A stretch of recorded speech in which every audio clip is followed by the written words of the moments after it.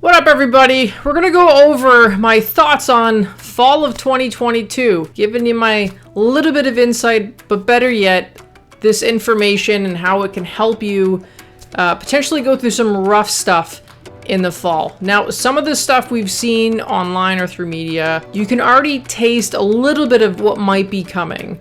So whether that's gonna be some economic hardships, or other world events. Now, in my opinion, with a little bit of intuitive insight, I think October is probably going to be really bad. And this video isn't here to freak anybody out or just make people fearful of the fall of 2022. This video is all about helping you be proactive and things you can do to better your health, especially here in Canada, when our health system, to be completely honest, is a bag of shit.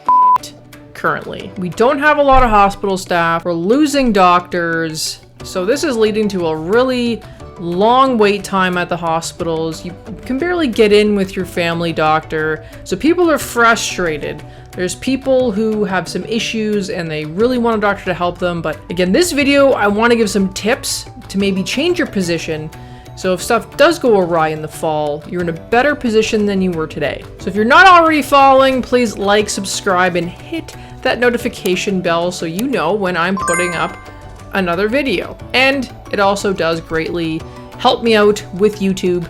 So if you already haven't done that, appreciate it if you could leave a comment, a like, or just do all the above. Now, let's start with health.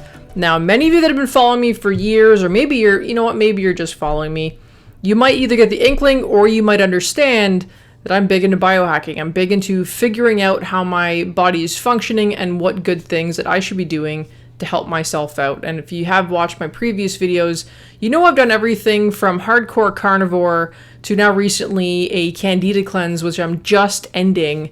And I can go into a little bit about that in this video. But the reason why I do these things, and I've done other things too to help my liver, my kidneys, the vital organs, the filters of our body that help us in the everyday. The reason why I do things is because I want to stay as optimal as I can. I was an athlete, so I have a lot of injuries.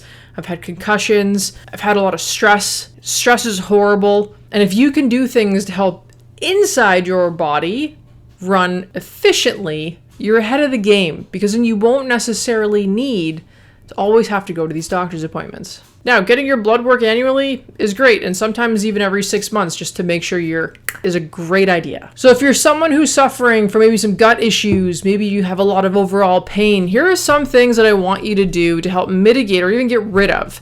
Again, if you've watched my previous video, you know I spoke about an acquaintance who did a 2-week candida diet, who was a type 1 diabetic, doing like 5 shots of insulin a day, plus this other crazy one once a week. She's on nothing. Talked to her the other day. She is on absolutely no insulin. Her diabetes is gone. She's focusing on her gut health, and she's no longer on medications. And for some of you, they're probably, yeah, right. Please look into candida and diabetes and read for yourself, because it is absolutely astonishing. And I'm going to eventually do another video on this, but what irks me, and I'm probably going to rant on this video, and it's not even the topic, but I don't care because I'm in a rant mood apparently. When we look at COVID and we look at, say, diabetes, and obesity, what are the top comorbidities that they talk about? Diabetics, hypertension, obesity. You're telling me that a candida diet cleanse with supplements and specific foods for 2 weeks can fix somebody's diabetes. Now, here's my thing. If a big percentage of individuals who become a type 2 diabetic or even type 1 through poor lifestyle, and they're thrown either pills or insulin, why are these doctors not putting them on some sort of liver detox, candida cleanse, or even looking at parasites? Why are we just throwing pills at these people instead of improving their lifestyles to get them away from these medications? It bothers me so much. So if the average person that's getting diagnosed with type 2 diabetes, has a poor lifestyle, poor gut health, inflammation through the roof, probably stressed out, and you're just going to say you need this pill, why are more doctors not pushing the healthy lifestyle? It fucking bothers me to no end, and I also don't know why my phone is going off. So if you hear it, I'm sorry. It usually is just on silent all the time, but I don't know what's happening. But anyways, that's going to be a whole other video where I just fucking rant because I don't understand, and it just bothers me where people are living a life where they think they need this, but in actual reality, when we fix the root cause of the problem, it gets rid of it. Fucking mind-blowing. And if you guys don't understand my sarcasm, and if you don't know me, you're going to start to understand it real quick. All right, going back to what I was talking to, if you're having issues, let's start with nutrition. Let's start documenting what you're eating. You can do this through free apps on your phone. You can do it with pen and paper. Go old school. I like old school. And you can go through and look at what you're eating. Then start researching high inflammatory foods and also high on the glycemic index foods. So what is spiking your blood sugars? What's causing your inflammation, or what can cause your inflammation to be higher? Inflammatory markers in your body are very important because if you have high inflammation markers, that can lead to a lot of health conditions. It is absolutely horrible. And you write this down. Look up inflammation and how detrimental it can be for your body. You want to keep your inflammatory markers low in your body. Now, there's healthy kinds of inflammation, like when you're training, you need inflammation while you're training, but then it goes down. That's a different video in itself. So there's good times to have inflammation, and there's horrible times to have a lot of inflammation. And if you have no idea what you're doing, by the way, when it comes to exercise, mobility, nutrition, mindset, please look in the link below. It's my Pivot program. It's all online. It's a 4-week program. Every week you're dripped your videos. Every video is with me on it. I have all my handouts that you can download. Or if you do the program and you want to go rewatch something like a month later, you can. You have your own login, your own password. So please go ahead, look at my Pivot program. It's designed for someone that doesn't know what they're doing and someone that kind of does know what they're doing.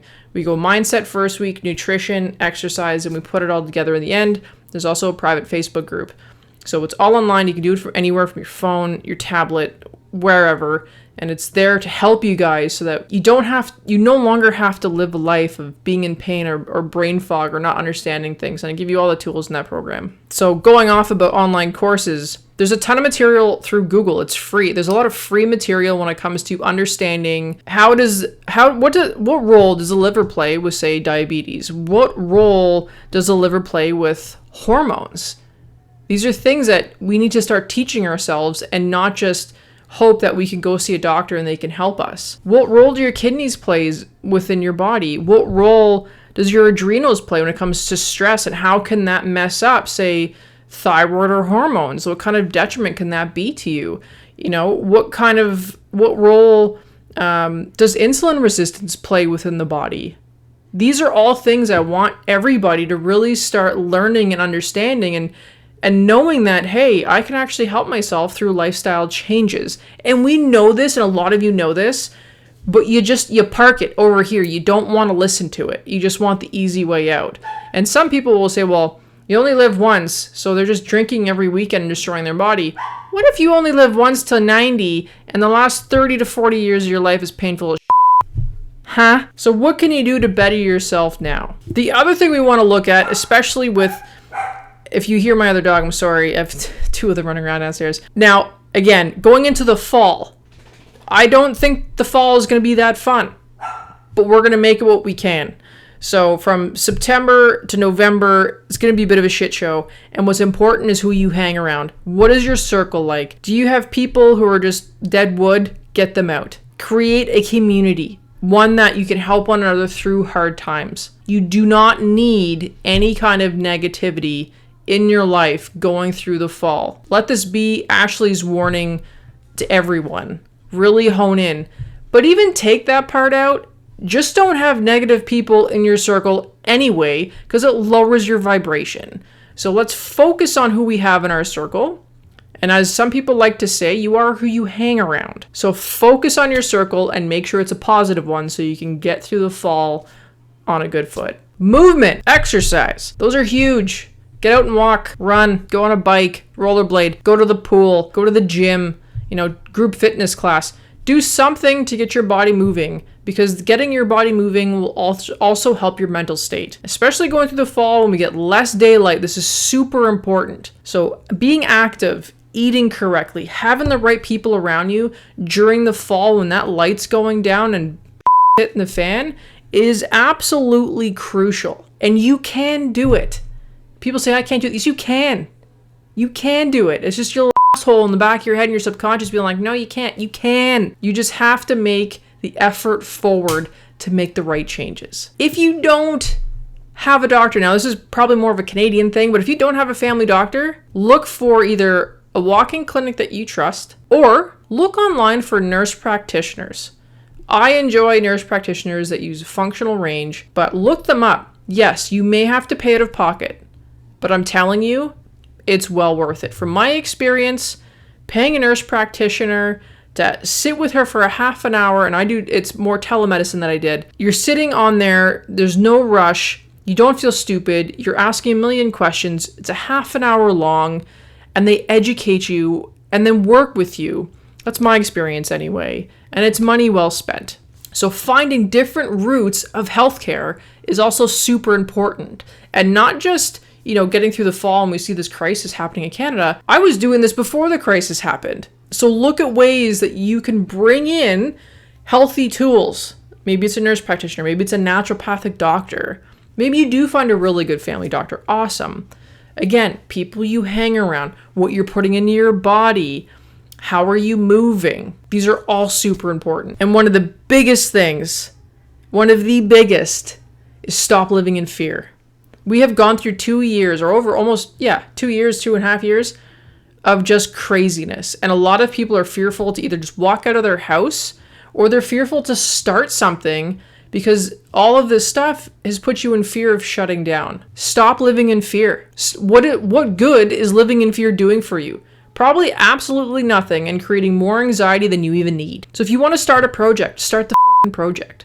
If you need to make a decision, make a decision. The time is now to move forward. You can't keep putting it off.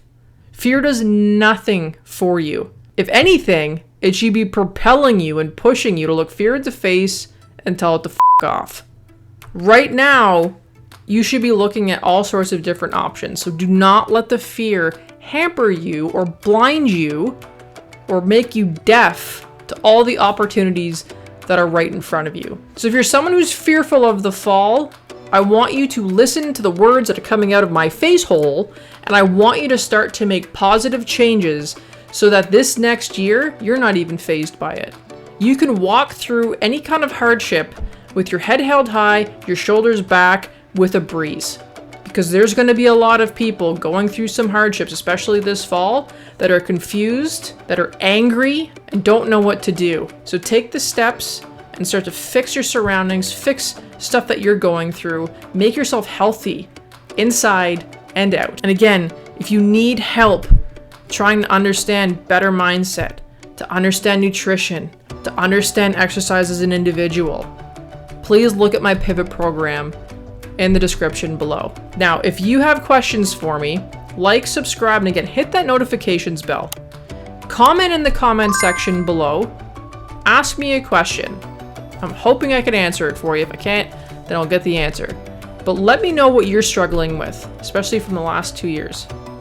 And if you're struggling with the upcoming fall, what is the most fearful thing that's in your head that's stopping you from making all of the changes that I just mentioned in this video? Let me know. Thank you for watching. And every week I put out a new video, and I'm this close to letting you guys know what the big new adventure is, but I'm gonna keep you waiting. So if you want to know, again, hit that notifications bell and subscribe. All right, guys, stay blessed, stay out of trouble, get some done.